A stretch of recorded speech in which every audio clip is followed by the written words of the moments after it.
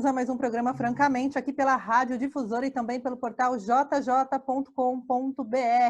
Este áudio que você está ouvindo estará em vídeo também no YouTube /Tainan Franco. Gente, a minha convidada de hoje é a Kaira Lima, que eu encontrei aonde? No Twitter. Vi lá, chegou uma postagem dela, uma foto com uma caixa cheia de livros, de um tema super interessante e super importante. Aí fui dar uma olhadinha na história, eu falei, gente, eu preciso... Eu mandei um Twitter, ela me respondeu. E a gente não conversou antes, assim, a gente só marcou o dia que a gente ia se falar. Estou conhecendo a Kaira junto com vocês, ouvintes, e vocês que estão vendo também o programa. E ela escreveu um livro de conclusão de curso. Na verdade, o projeto dela no conclusão do curso de jornalismo era um livro com a temática violência obstétrica. E esse tema é super importante a gente falar. É uma violência aí, de gênero, né? Porque é uma violência praticada aí contra a mulher. É uma violência que se discute pouco no Brasil, inclusive, e ela vai contar um pouquinho melhor para a gente aí o que ela encontrou nessa pesquisa. Tudo bem, Kaira? Oi, tudo bem?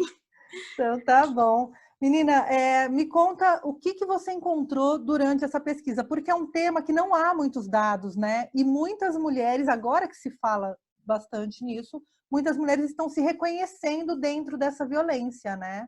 O que você encontrou no seu livro durante a pesquisa? Isso. Os dados são muito escassos. A última pesquisa que a gente tem no Brasil sobre a violência obstétrica é de 2012. Então, a gente trabalha com dados um pouco defasados.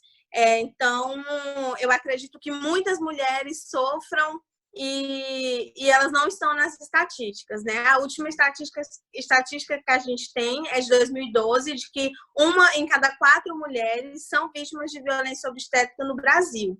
E a gente descobre que o Brasil está muito atrás de muitos países aqui mesmo na América Latina, na relação de parto. Porque em países como a Argentina, por exemplo, existe uma lei que rege somente sobre o parto humanizado. E aqui no Brasil a gente não tem isso. Até mesmo agora, nessa pandemia, a gente está vendo muitas mulheres grávidas que estão nos hospitais sem acompanhante, que é um direito garantido por lei, porque alegam que elas não podem ter acompanhante porque está no meio da pandemia, mas é algo que não deveria acontecer. Então, essas mulheres devem estar sofrendo muito. Eu fico imaginando isso, sabe? Justamente porque tem esse fator do acompanhante, porque é direito da mulher ter um acompanhante durante o parto. Só para a gente situar a galera, a violência ela pode acontecer de forma física e de forma psicológica também, né? No Brasil se tem muito hábito de fazer o parto, né? Parto com hora marcada ou parto dentro do plantão do médico. Só que tem aí diversas nuances aí do parto, que a mulher está lá num momento super vulnerável e solitário, né? Sim, exatamente. Tem muito isso, até aquela questão da mulher querer o parto normal, poder ter o parto normal e o médico simplesmente se recusar. Hoje, os planos de saúde, a grande maioria, cerca de 90% dos planos de saúde não fazem parto normal, mesmo que esteja tudo bem com a mãe e com o bebê. Uma das minhas entrevistadas do livro, a Isabela, ela tem uma lista, ela me mostrou essa lista com 36 médicos que ela ligou e falou, olha, isso do plano de saúde, né? Ela ligou e falou, eu quero ter o meu filho, eu queria que você me examinasse para ver se está tudo bem, para eu ter ele normal. E o médico simplesmente falava, não, eu não faço parto normal. Ela, mas você não vai me examinar, você não vai fazer uma consulta para ver se está tudo bem? E ele dizia, não, eu não faço parto normal. E isso tudo é por dinheiro, porque o parto normal, ele custa mais caro. Porque depende do tempo da mãe, do tempo do bebê, então o médico tem que esperar. É mais tempo, não só o teoricamente, médico, de né? internação, né? É mais tempo da equipe Exatamente, todo o disponível para aquele processo. parto. todo o processo, de que a qualquer hora o bebê pode querer chegar e tem que respeitar esse tempo, né? E do mesmo modo, mães que deveriam ter os filhos por meio de cesariana não conseguem, chegam a perder os bebês por negligência médica, por negligência de toda a equipe, né? Porque também não é só o médico, é toda uma equipe, desde o atendimento, que muitas mulheres chegam com dor e elas são violentadas psicologicamente, de que você não, na hora de fazer era bom, então aguenta aí, sente essa dor, porque você tem que sentir. Quer dizer, a mulher é Tudo isso. castigada por estar parindo, inclusive, né? Porque... Exatamente, não tem o direito de parir em paz. Ela escolheu, a mulher não tem o direito de não querer, não tem o direito de não querer parir, e a mulher que quer parir não tem o direito de fazer isso bem. Aqui, hoje é o que a gente vê, né? Isso mostra bem a sociedade patriarcal que a gente vive, né? Que o corpo da mulher não pertence a ela, né?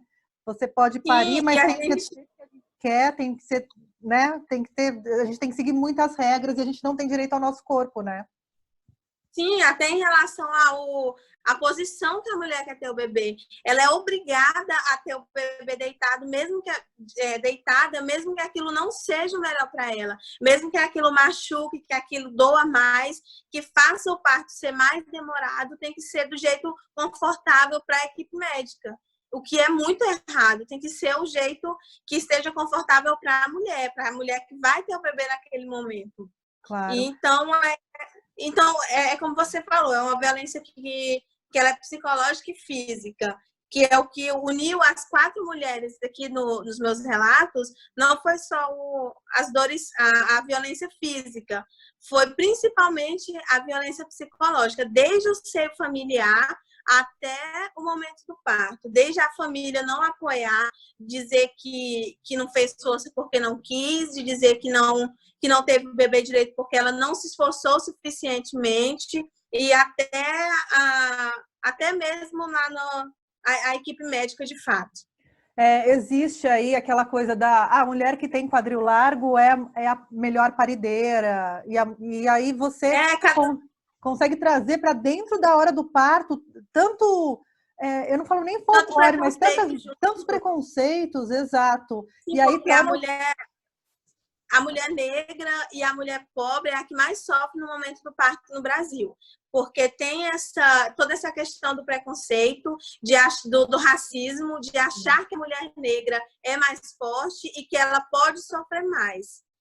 Você é aquele negócio de que ela tem ali o quadro largo, que ela é trabalhadeira, que ela é guerreira, que ela é esforçada, que não, isso é totalmente racista, isso não existe. Cada mulher é uma, cada pessoa no mundo é uma, e cada parto é diferente, cada pessoa tem um corpo diferente, você não pode agir dessa maneira. E todo mundo tem que estar ciente disso. É por isso que eu acredito que seja um tema tão importante, porque não adianta nada só a mulher estar informada, não adianta nada só o médico estar informado, só a enfermeira estar informada. É todo mundo tem que entender de que a violência obstétrica ela não dói só na hora do parto, ela vai doer para a vida inteira.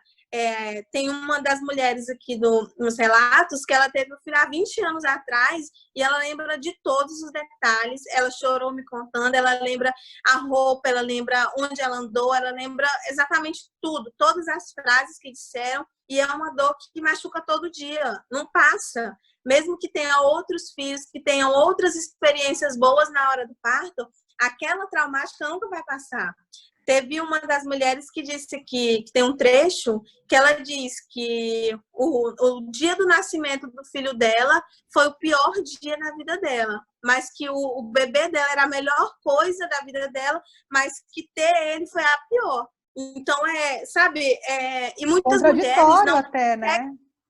E muitas mulheres, isso desencadeia muito a depressão pós-parto, crise de pânico, crise de ansiedade, de muitas mulheres não conseguirem ter tanto carinho pelo filho. Isso não é culpa delas, é culpa do trauma, de achar que é por causa daquela criança que ela sofreu tanto e de se culpar, inclusive, de não ter tido forças para ter o próprio filho. Sim. A gente fala aí do recorte é uma violência de gênero, né? Porque acontece com mulher. Aí tem o recorte social e racial dentro, né? Porque as mulheres negras sofrem mais, as mulheres pobres sofrem também, mas também não é só uma violência que acontece, por exemplo, num hospital público, né? Hospitais Muito particulares pelo contrário. em todos os lugares, né? Porque o parto é um comércio, né? Ele virou Sim, um grande comércio. sabe, quando eu comecei a pesquisa, eu tinha isso na minha cabeça de que acontecia mais em hospitais públicos, de que a grande maioria das mulheres, apesar das mulheres pobres sofrerem mais, não é dentro dos hospitais públicos onde a violência obstétrica mais acontece.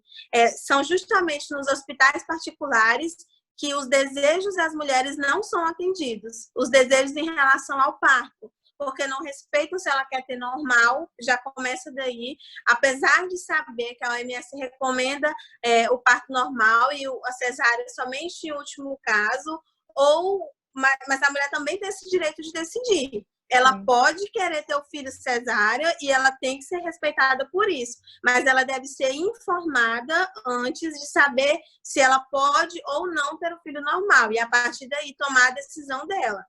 É claro que é um acompanhamento, há todo um pré-natal feito, né? Que o médico o médico já vai conduzindo, já sabe mais ou menos, né?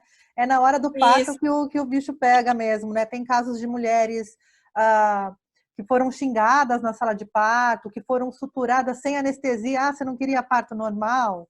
Então tá, vamos fazer aqui E aí parece que a equipe meio que se aproveita do momento de que a mulher tá ali. A única coisa que ela quer que o bebê saia. Então, se a equipe perguntar, a gente vai te cortar, tá bom? Porque se a gente não te cortar, o teu bebê vai morrer. Você acha que essa mulher vai negar? Sim. Você acha que essa mulher vai dizer, não me corta, não me importo? Jamais. Mesmo sabendo que não há necessidade do corte, na grande maioria dos casos, ela não vai dizer que não quer que corte. Onde que uma mãe que ouve assim, se você não deixar a gente te cortar, seu filho vai morrer, ela vai negar. Então, eles se aproveitam muito do momento.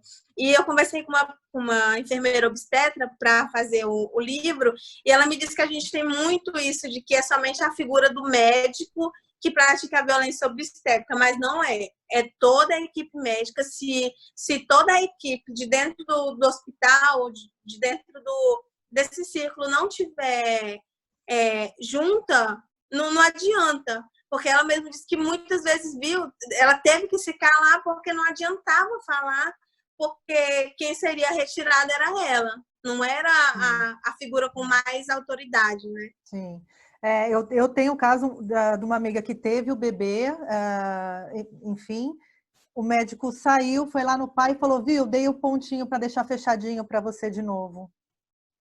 Muito, tem muitos Então, casos, assim, é muito absurdo. você começa a pegar as histórias assim e você vê que você falou 1 em 4, né? É um dado de 2012 isso, né? Imagina aí porque a gente não tem números, né? Essa pesquisa, esse assunto virou um assunto agora de uns anos para cá, com projetos de lei, enfim. Mas a gente não tem mas quando dados. a gente acha que está progredindo, acha que está discutindo bastante o tema, vem uma medida para barrar o termo violência obstétrica, que foi o que aconteceu ano passado. Então, além de tudo, além de toda a luta das mulheres, a gente ainda tem que enfrentar governantes que acham que está pouco, que tem que piorar. Porque você barrar o termo não vai fazer com que pare de acontecer.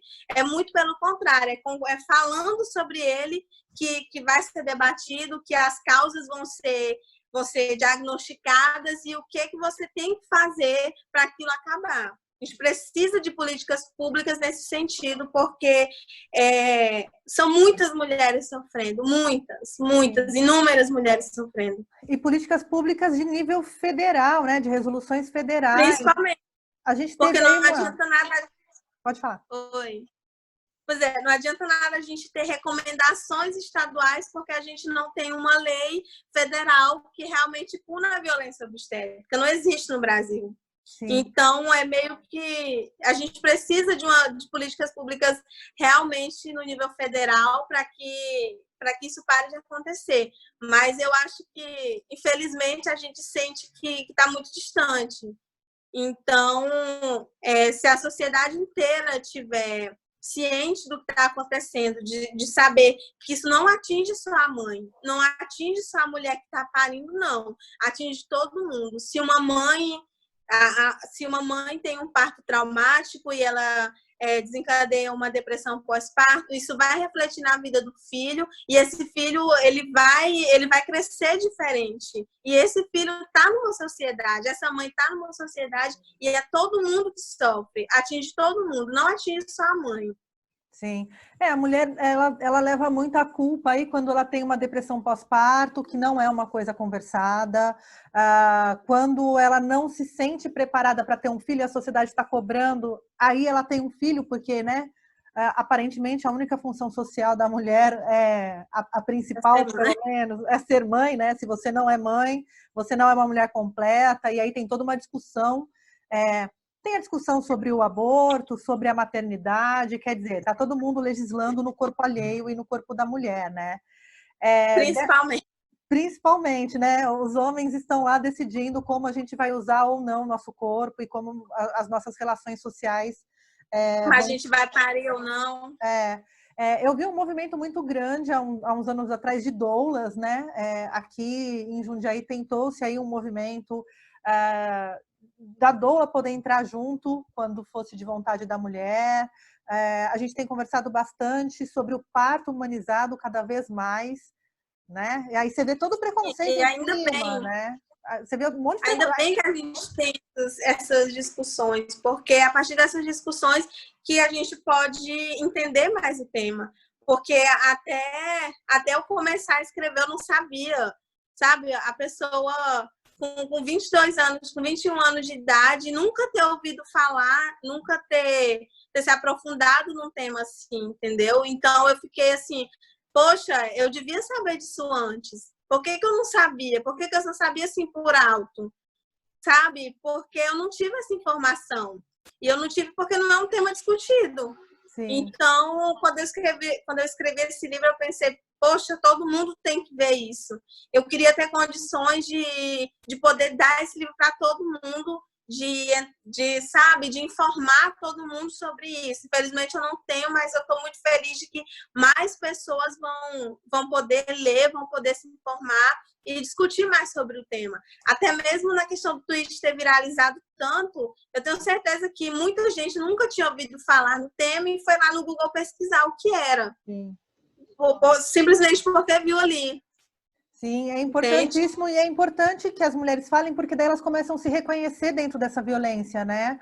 É a mesma coisa quando a gente vai discutir abuso, assédio, abuso sexual. Muitas mulheres falam, ai, não, nunca sofri. Aí você começa a explicar o que é, a mulher fala, opa, né? Violência psicológica,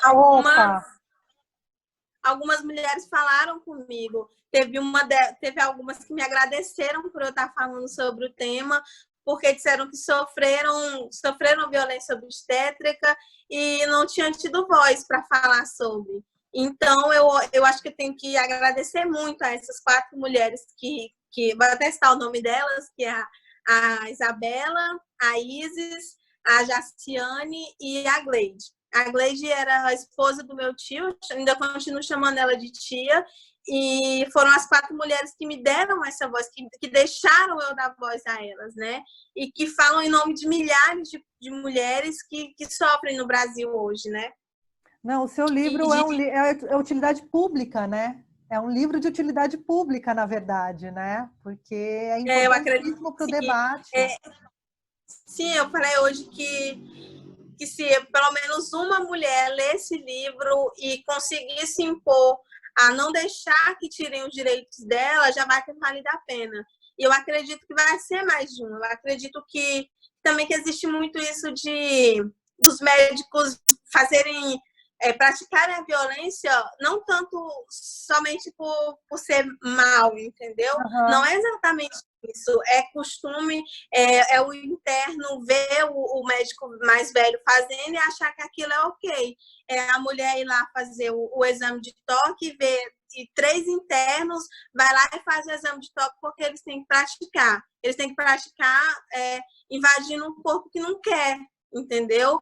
Então, eu acho que é isso. De que as pessoas, muitas vezes, a equipe médica não tem noção do que está fazendo nesse sentido da violência psicológica, né? De achar que, pronto, fez ali o parto, foi assim que eu aprendi, foi assim que eu fiz a vida toda, então, pronto. E não é assim. E muitos pensam assim. Muitos.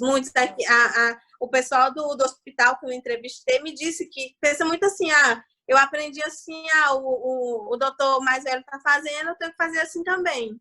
É assim que é o certo, entende? E vai passando de geração em geração médica. Ou seja, além da sociedade discutir para a gente conseguir políticas públicas aí para as mulheres, né? As mulheres, mais uma luta para as mulheres, mais uma coisa para as mulheres lutar. Mas a gente também tem que se unir ao pessoal da saúde, os trabalhadores da área da saúde, porque eles também precisam ser treinados, com certeza. Né? Eles precisam ser humanizados. Sim, com certeza. Sim, eu até fiquei surpresa, porque teve muita gente que falou comigo, muita gente da área da saúde, muito estudante, falando que, eu quero fazer o meu TCC sobre isso. E eu achei, assim, muito bom. Eu achei incrível, porque eu acho que está começando a ser mais discutido. Eu acredito que sim, que a gente vai conseguir melhorar isso aqui para frente. E eu, por exemplo, eu não quero ser mãe. Então, eu acho que foi mais um desafio. Mas eu digo isso agora porque assim, eu tenho 22 anos de idade. Eu posso até decidir agora e não ter, mas eu acho que não sei, a vida é muito doida. Mas no momento eu não quero, não tenho desejo. Hoje você tem medo de ser mãe? Não estou falando nem da parte de maternar. Essas informações todas que você juntou, os relatórios, os depoimentos que você ouviu, né, das mulheres, te dá um medo?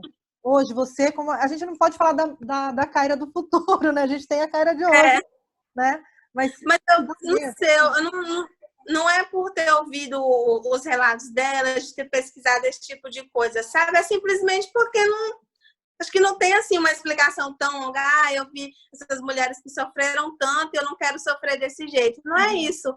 Até porque, apesar de tudo, são mulheres incríveis. São mulheres, assim, mães incríveis. E não é por isso, sabe? Também não é por achar, vou sofrer muito, mas o amor compensa tudo. Porque também a gente não pode... Eu aprendi com a psicóloga, a doutora Ana, que me explicou que também não é assim. Que o amor de mãe, ele não precisa ser desse jeito. Você não precisa sofrer desse tanto para provar que você ama o seu filho. Então, eu acho que não seja exatamente isso. É só simplesmente o desejo que não tem. E eu acho que tá tudo bem. Tá tudo ótimo. Nem todo mundo nasceu para ser, né? Seu corpo, suas regras. Nasce, né? Aprende. Então, seu corpo, suas regras. Não é um instinto, não é uma coisa assim, você nasceu com útero, você tem que ser mãe. Não é assim. Acho que cada pessoa é uma, então. Sim. Mas é muito isso, sabe? Você nasce mulher, você já logo fala, um dia você vai ser mãe também. Então, já vem dali, sabe? Cumprir a função social e aquela coisa do instinto materno é uma coisa socialmente construída também, né? Porque a mulher tem que desenvolver isso, é uma habilidade adquirida, a gente não nasce com essa habilidade, né? Exatamente, foi exatamente o que a psicóloga me explicou. É um pensamento muito, muito arcaico, sabe? De achar que nasceu com esse instinto. Não existe isso. Se fosse assim, todas as mães eram iguais. E não é. Cada mãe é de um jeito. Então, a gente não pode ter esse pensamento mais. Não tem mais espaço para esse pensamento que não tem fundamento científico, né? Fico muito feliz de ouvir novas gerações aí vindo. Eu sou um pouquinho mais velha que você, um pouquinho. Mas é muito... Um pouquinho só. Um um pouquinho. Mas é muito bom ver essas discussões numa galera mais nova, assim, porque a sociedade ela vai ter que mudar. Do jeito que está, não dá para ficar, né? Não dá para a gente sofrer violências, nós, mulheres, né? Geração atrás de geração. Ainda que eu estou falando de um lugar super privilegiado, né? Enfim, mas a gente tem que lutar uma pelas outras, né? Independente das enfim, né? Exatamente, umas pelas outras e nós por nós, porque não dá para ficar dependendo de acreditar que homens velhos e brancos vão definir o que é melhor para a gente, porque não, a gente já sabe que não dá certo, já está provado que não dá certo. Sim. Então, eu acho que a gente tem que ser a gente pela gente mesmo. E se fazer ser ouvida, né? O meu feminismo tem que alcançar você que está longe. Exatamente. Isso também foi uma dificuldade na hora de escrever o livro, porque a gente está ali no ambiente acadêmico e as palavras que a gente usa é difícil, não é acessível. Então, eu tive muita dificuldade nisso, porque o livro é um jornalismo literário e tem informação. E aí eu começava a escrever e eu via, meu Deus, uma pessoa que não está na faculdade não vai conseguir entender isso. Por que eu estou escrevendo desse jeito? Sabe, aquele vício de escrever de forma que não é para todo mundo. E aí foi bem difícil trabalhar isso, mas inclusive o meu orientador, o professor Frederico, que me auxiliou. De que, apesar de não sentir essa dor, de que ele nunca vai sentir, ele foi muito, muito sensível e de entender que também é papel de todo mundo entender a violência obstétrica. E aí a gente conseguiu colocar palavras que qualquer pessoa que lê vai conseguir entender, vai conseguir identificar, vai poder se emocionar, vai poder ficar com raiva, vai poder ficar triste e vai poder ter força para lutar por esse assunto, de entrar nessa luta também contra a violência obstétrica, né? Cara, que mulher maravilhosa! Como você é incrível, assim, que legal, que legal. Me fala como as pessoas conseguem comprar seu livro bom, depois eu deixo aqui na caixa do vídeo os contatinhos para as editoras do Brasil que quiserem aí fazer a segunda edição, se quiserem pagar a cara e fazer uma distribuição gratuita aí nas UBSs, nos postos de saúde, seria super importante nessa leitura. Seria muito bom. Não seria perfeito. Não, eu estou tentando colocar o livro para vender online, ainda não consegui estar em aprovação, até porque, eu te juro, eu não achei que o tweet ia ter tanta repercussão. Depois que eu fui retweetada pela Laerte Coutinho, a cartunista, eu fiquei assim, meu Deus, olha só quem está vendo. Eu vi pela Laerte. Inclusive, eu esqueci de falar, que o meu livro tem ilustrações feitas pelo meu tio. E esse tio mora num distrito depois da minha cidade natal, lá no interior do Pará. E ele fez esses desenhos a lápis. Ele mandou por um ônibus para o meu pai. O meu pai escaneou, mandou para cá. E a Vanessa, que foi a designer do livro, que fez o projeto gráfico de graça para mim, ela ilustrou tudo muito bem, sabe? As ilustrações são assim, são parte do livro, sabe? Elas transmitem assim, deixa eu te mostrar uma aqui. Mostra, já estou aqui. Vou mostrar que acho que é uma das minhas preferidas, e ele não leu antes de ilustrar. Eu expliquei para ele o que seria cada capítulo e ele fez. Essa daqui é uma das minhas preferidas, que é um livro no útero, sabe? Como se o útero contasse a história, sabe? E eu tinha que falar sobre isso, que ele foi maravilhoso também. Eu acho que esse livro não é o livro da Kaira, é o livro de muita gente que me apoiou, até das pessoas que disseram que foi sorte eu entrar numa faculdade, sabe? Porque a minha mãe chegou a ouvir isso, ela nunca me disse quem foi, mas disseram para ela que eu tive sorte por entrar numa faculdade federal, e eu acho que eu estou provando agora que não foi sorte, foi muita luta, foi muito incentivo, foi muita gente me ajudando, e eu acho que que vale a pena, que realmente é uma luta que eu acho que esse livro é a realização da minha vida.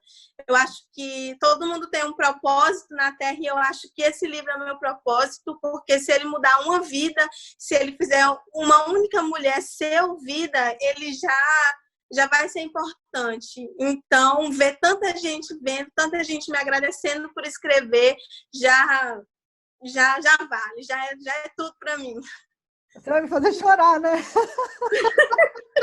Eu já estou chorando, eu não consigo falar desse livro sem chorar. Nossa, eu tô aqui no choro. Mas eu acho que valeu a pena, que todo apoio que me deram, de todo incentivo, sabe? De ter tido uma mãe tão maravilhosa quanto a minha, que sempre me ensinou que eu devia lutar, sabe? Ela é o meu primeiro exemplo de feminismo assim na lata, sabe? De vivência, de saber de sempre me incentivar a ser uma mulher forte, de sempre me incentivar a lutar, sempre me incentivar a tudo. E é muito importante a gente ter esse apoio. Então, eu agradeço muito a todo mundo que me apoiou, minha mãe, meu pai, o meu pai se chama Cairo, né? Por isso que o meu nome é Cairo. Então, carregar assim tanto significado em tudo na minha vida. Então, fico muito feliz. Inclusive, eu gosto de contar que meu pai me incentivou muito a ler. Quando eu era criança, eu gostava de ler as fachadas das lojas e ele parava a moto só para eu ler, porque eu não conseguia ler rápido. Então, sem o apoio dessa leitura, sem pessoas tão incríveis assim me mostrando que a informação pode sim mudar o mundo, que a nossa luta pode sim mudar muita coisa, que a literatura é uma janela de oportunidades. Então, eu agradeço muito essas pessoas que me incentivaram a ler, a minha tia Missu, que é a minha segunda mãe, que foi a primeira pessoa assim, a ler o livro, que não estava envolvida, né, na produção desse livro, e que disse assim, meu Deus, você é tudo para mim, eu quero dizer que ela também é tudo para mim. Então, é isso. Esse livro já é o meu filho. Olha, que seja a primeira de muitas lutas. É óbvio que a gente não deseja luta para ninguém, né? Mas a gente, infelizmente, temos que lutar, né? Ou felizmente, né? A gente queria só viver. Sim. Só viver, mas ainda não dá para só viver. Tem que viver e lutar, e a gente vai continuar lutando porque a gente não desiste. Enquanto tiver uma mulher para ser erguida, enquanto tiver uma mão para levantar, a gente vai levantar e a gente vai estar junto. Maravilhosa, que maravilhosa. E é incrível como alcança várias gerações, né? Como consegue... Eu acho tão importante isso dentro do feminismo, assim, quando o seu feminismo não é só para sua amiga, é para aquela mulher que você não entende a vida, ou você não entende o comportamento, e mesmo para aquela mulher que ainda reproduz o machismo e que precisa construir uma outra relação com o mundo e com ela mesma, né? A gente vive Sim, de se entender mais, né? Porque a gente vive num mundo que nos ensina a nos odiar, né? Quanto mais a gente se odeia, mais fraco a gente fica e mais manipulável a gente fica, né? Eu falo que a força de Mulheres Unidas é revolucionária e, de fato, porque eu quero falar também um pouquinho desse cenário do escritor no Brasil, porque você logo saindo da faculdade de jornalismo, né? Logo nesse momento aí, também se depara com esse cenário do que é a vida de um escritor no Brasil, né? Problema com editora. Pois é. Eu escrevi o livro no ano passado. Eu me formei em março de 2019. E eu comecei a escrever o livro, a estudar e tudo, no fim de 2018. Então, foi um longo tempo, né? E aí eu apresentei o TCC, tirei nota 10, e aí as professoras da banca, elas falaram, não, esse livro tem que ser publicado. Elas elogiaram bastante pelo tema, né? Pela importância do tema. E aí, em maio, foi minha colação de grau, e eu comecei a correr atrás, depois disso, né? Comecei a correr atrás para publicar o livro. E aí eu abri uma vaquinha, só que a vaquinha não teve não teve tanta repercussão assim. Eu consegui um valor de R$ 500 nessa vaquinha, e aí eu falei com a editora, uma editora daqui de Palmas, conversei com outras editoras, e aí no fim eu optei por essa porque eles me prometeram ajuda, né? Eles disseram, não, a gente sabe que você não tem condições, então a gente vai publicar, imprimir os livros, e conforme você for vendendo, a gente vai acertando. E eu, ok, vamos então nessa. E aí, em outubro, em novembro, era o lançamento do livro. E 2 dias antes do dia marcado com eles me disseram que tiveram um problema na Biblioteca Nacional, que não estava funcionando, porque tinha gente de férias, de licença maternidade, e não conseguiram o registro, não conseguiram o ISBN. E aí, é claro, eu chorei tanto que eu nem sei, mas não tinha como cancelar, porque a minha família já estava aqui. O pessoal do Pará já tinha vindo para cá, já tinha tirado licença do trabalho para vir, então não tinha como cancelar. Então, a gente fez o lançamento e eles falaram, não, mas semana que vem o livro está aqui. Aí eu, não, tudo bem, vamos fazer. Eles imprimiram lá 3 exemplares de uma qualidade bem ruim, só para a gente fazer o evento de lançamento. Aí fizemos o evento, deu 1 semana, o livro não chegou. Deu 2 semanas, o livro não chegou, 3 semanas, 4. E aí, resumindo um pouco, né? Eu descobri que eles não tinham... Depois de 15 dias, ele me mandou o registro. Disse, eu te mandei o registro, eu esqueci. É esse aqui o número do ISBN. Aí eu, tá bom. Porque a essa altura eles disseram que só estava esperando a gráfica mandar. Aí, depois disseram que era um problema na transportadora. E aí eu falei, tá muito errada essa história. E aí eu fui ver, eles não tinham nem mandado para a gráfica. Nossa. Eles estavam me enrolando, sabe? E aí eu já tinha vendido alguns, e aí eu não podia simplesmente falar para as pessoas, olha, não tenho mais o livro. E aí eu fui atrás para eu mesmo imprimir. Eles já tinham publicado, já estava publicado, certinho, registrado, só que precisava imprimir os livros. E aí eu consegui numa gráfica daqui, eu peguei meu 13º, um presente também que o esposo da minha tia me deu de final de ano, e dei de entrada na impressão dos livros. E aí foi isso, né? E aí eu entreguei para algumas... Isso era véspera de Natal já. E aí eu peguei os livros, fui para minha cidade, porque era Natal, né? Levei para todo mundo que tinha comprado lá, entreguei, deixei uns lá com a minha tia. E aí, quando eu voltei para cá, já em janeiro, falei, agora eu vou começar a vender os livros. E aí não foi como eu esperava, né? E aí eu tinha os eventos, aí foi passando os dias, e aí eu tinha esses eventos para ir na universidade, tinha também planejado de ir nas salas de aula dos cursos da saúde para oferecer o livro, e aí a pandemia chegou e foi tudo por água abaixo.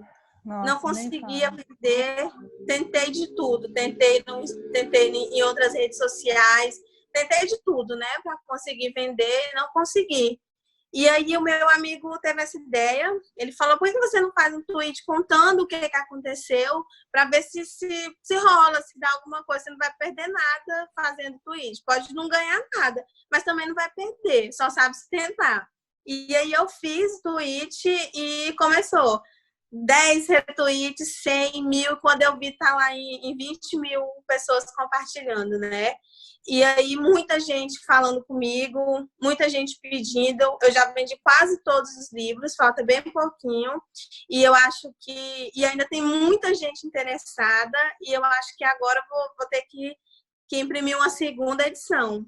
Porque uma editora tem muita confiável gente... agora, né, minha amiga? Isso. Porque não dá para confiar mais, né? Infelizmente. Vai, contato para conseguir seu livro. Separa o meu aí, quero uma versão autografada, depois a gente combina aí.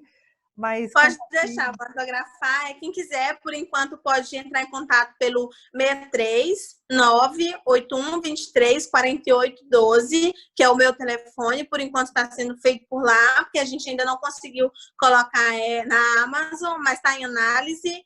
E se assim que tiver disponível, eu vou disponibilizar o link. Se alguém quiser ver lá nas minhas redes sociais, é tudo @kkkaira. A letra K, 2 vezes, e Kaira.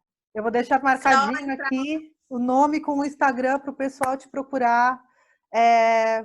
Te agradeço muito, muito, muito. Agradeço obrigada. Muito pelo espaço, por a gente estar conseguindo falar sobre isso, falar tão bem. Realmente, muito obrigada. É muito bom a gente ver que tem tanta gente boa assim no mundo, dando voz para assuntos que merecem ser ouvidos. Então, eu te agradeço muito, muito mesmo. Obrigada, querida. Um beijo para você. Beijo e muito sucesso, e que a gente consiga cada dia mais vencer mais batalhas.